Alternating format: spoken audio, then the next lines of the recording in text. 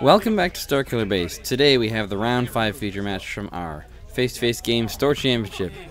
On the left we have Chris playing FN Death Trooper, and on the right we have Dave playing eAckbar Hired Gun. Looks like Chris brought Maz's Castle to the table, and Dave brought the secret facility.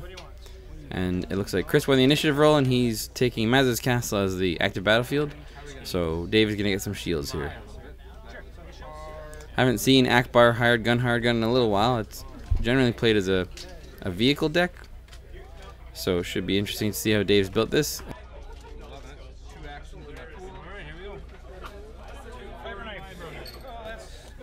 We got FN putting in a Vibra Knife and rolling in a discard and hitting Dave's hand. Always nice to hit somebody's hand after they mulligan, because chances are they've got something in their hand that they want. So with the ambush action, Chris is putting in a F11D on top there. Now it should be interesting to see how Chris built his deck. We saw Shane playing his FN Death Trooper deck, and it was built where FN was the decoy and the Death Troopers were the actual the threats there. So we'll see if that's the same case. So it looks like Dave's putting out Maz's goggles on a hired gun there, and Chris got his hand looked at. Thank you. No problem. So you put goggles on? Yep. That's a lot of blanks. It is a lot of blanks. That's a lot of blanks. So Chris has got a lot of blanks there. He hasn't rolled an FN yet, but he would probably want to try to resolve that F11D first before rolling him in. So he'll probably do a reroll next here. So that higher gun's coming in with Maz's goggles special and a 2 range for 1.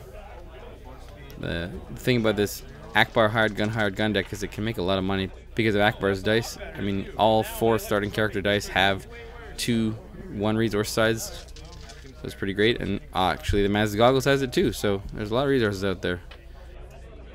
I'm going to do 6 damage to eAckbar. Chris is putting 6 damage into eAckbar. It's generally the best choice to kill eAckbar off. Get rid of any of the spotted red character and to get rid of those focuses, because if you can focus those hired gun dice into exactly what you need at any time, it can be pretty brutal. So Dave's already seen Chris's hand and knows that Chris didn't have any events, so it should be interesting to see if he plays a little bluffing game there with Maz's goggles, because he could have put events in his hand and put the weapons at the bottom of the discard pile, but probably not. So Dave did some focusing, and now he's resolving the Maz's goggles with logistics to get 2 resources, and he's putting 5 damage into FN. It's really interesting. Again, you know, you got the 1 unique character and the 2 Death Troopers, and if you kill a Death Trooper and then the deck gets enough money to do endless ranks, the Death Trooper comes back. But if you kill FN first, then even if they have an endless ranks in hand and 5 resources, they can't use it. So I still think it's a good choice to kill FN first. So Chris is overriding his F11 with a riot control baton, putting 2 into eAckbar. So eAckbar's at 6 now. eAckbar, of course, can't equip second chances, so killing eAckbar first definitely works.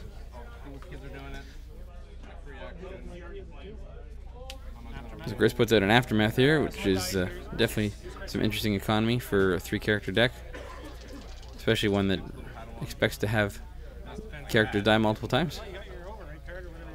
So Chris's hand's getting pretty low there. Dave definitely had the right call in hitting it in an FN deck. FN rolled in and got 2 resources. He's going to reroll that riot control baton and get a blank. It's worth a shot. Hired gun number 1 comes in with a 3 range for 1 and a blank on the Maz's goggles. Death Trooper is putting 2 damage into the fold here. So Dave can definitely pay for whatever size that hired gun puts out. There's a 2 range for 1 there, but he definitely should be trying to get some upgrades out there if he's got them. So eAckbar's not looking too healthy right now. If Dave doesn't have anything to do with those dice there, then he's probably dead next action. Field medic or something like that would be helpful.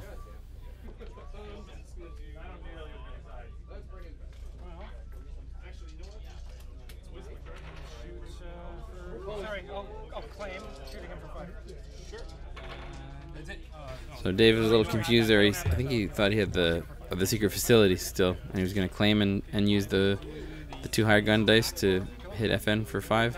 But so he had to pay for it, and then Chris killed eAckbar, and now Dave is triggering Maz's Castle. Maz's Castle is definitely an interesting battlefield.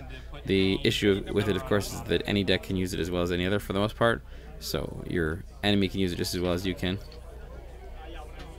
I don't know if Chris remembered the aftermath there, but I think he did. It's one of those ones that it's easy to forget. I was talking to Chris today, and I think he told me that in this tournament he didn't realize that aftermath worked on enemy characters. He thought it was just his characters. But it definitely works on any character, which makes it a very powerful card. And of course it is neutral and 0 cost, so if you need some alternate economy, it's pretty great. It helps if you've got a 3-character deck because you can put it to more use yourself. Obviously a 4-character deck even better, but you could run it in something like a New Vader FN deck along with Imperial War Machine and just get the money that you need to pay for weapons and pay sides and stuff.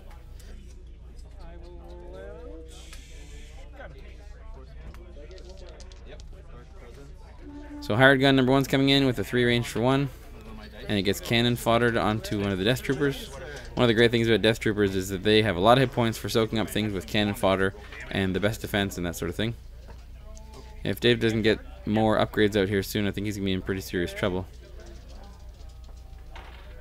So we'll see what he can do here. He's got the money for them. It's just a matter of whether or not he drew them. I mean, if you've got Maz's Castle and you can search for them, then chances are you should have something. But I'm not sure how Dave has built this deck. It might be a vehicle deck and he just hasn't seen any supports. We'll see.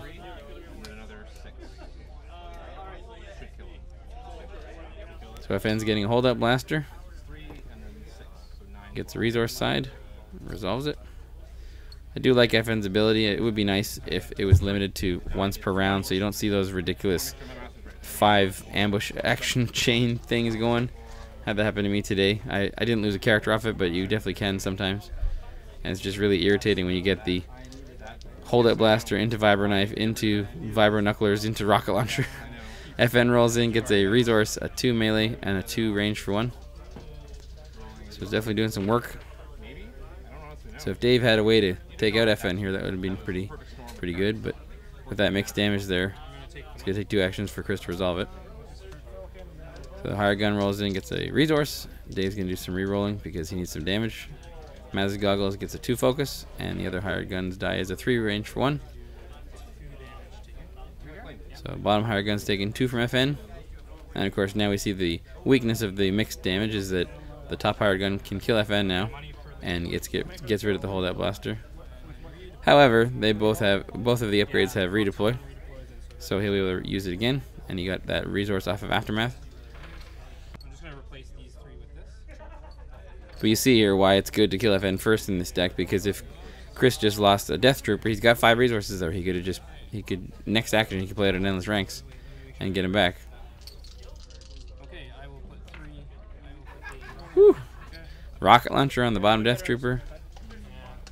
Unlike with FN, he can only use it once, so I guess that's a good thing, but that's got some really consistent damage between the Death Trooper die and the rocket launcher die. It's going to put some pain on Dave's hired guns there. So an ammo belt comes out on the top hired gun. Just as a note, this Store Championship was recorded at a time when the 1.4 changes were not in, so ammo belt and second chance was a feasible thing. Or I guess I should say was a legal thing. That's unfortunate. The Maz's Goggles double focused, doesn't have anything to focus. If he had C3PO, that'd be pretty handy. So that top guy came in, got a +2 range, a 1 range, and a 3 melee for 1. So there's a lot of damage on the board there on Chris's side. Looks like Dave claimed. Oh, he's got planned explosion in his discard pile. That's a spicy one. I find planned explosion is really difficult to pull off because if you get it too early, you don't have all the dice to get it off, and if you get it too late, then half the time one of your characters is dead. So Chris has got 11 damage on the board there, and the money to pay for that is nasty. I think I'd be killing off the top hired gun before a second chance comes out on him, and then put the remaining damage into the bottom guy. So 6 more into the top hired gun will do it, and then you can put 2 into the bottom hired gun. And that is not looking good for Dave at this point.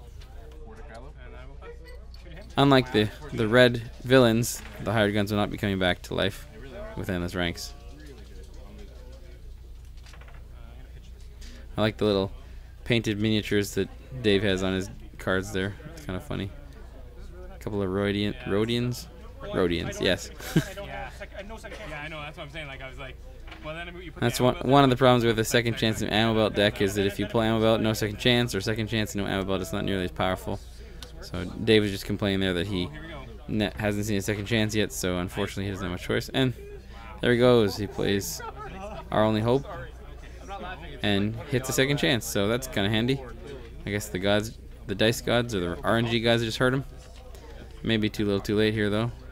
That bottom Death Trooper rolls in, gets a 2 range and a 3 range for 1. There's an ammo belt for Dave, so this hired gun's going to stick around for a while, but he's only got 2 dice, so it's not really that big a deal. So he just triggered the ammo belt with a 5 range damage.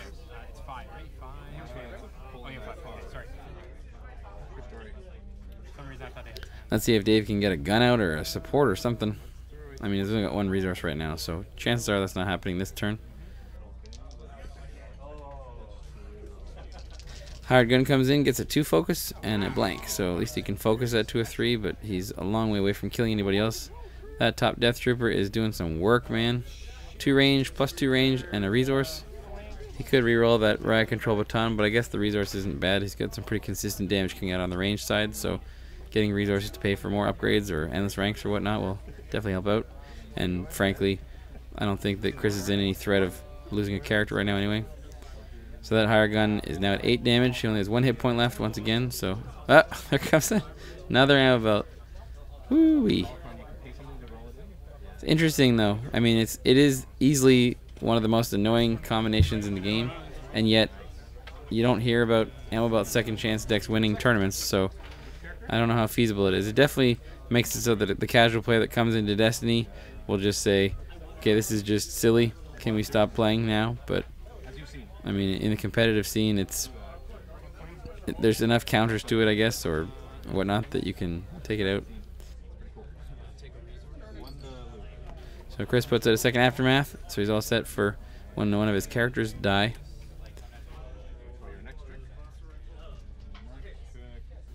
And looks like we had the start of a new round here.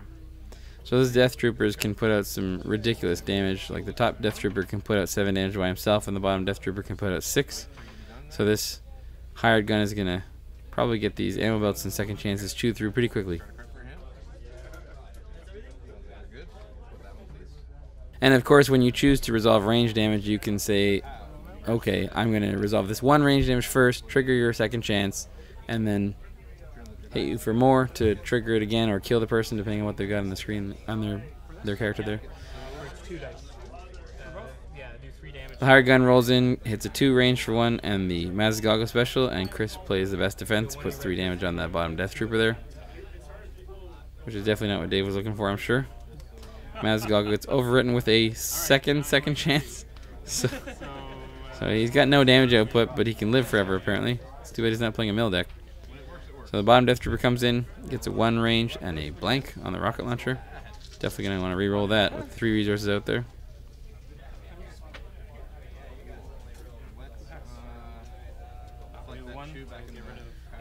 So that's precisely enough to trigger the ammo belt.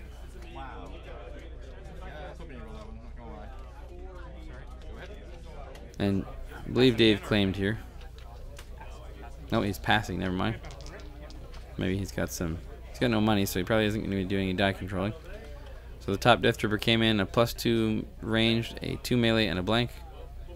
So if Chris can reroll the holdout blaster on the rocket launcher and connect with some range damage, that's going to put some pretty serious pain onto that higher gun.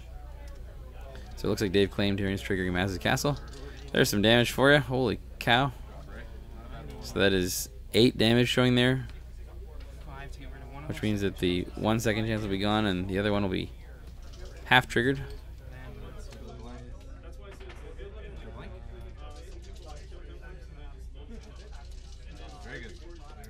And Chris can take his time here, of course, because Dave already claimed. He's putting 3 more damage to that higher gun, so it looks like he's got 2 hit points left. So 7 more damage and the higher gun is gone. Wow. Now I gotta go fast.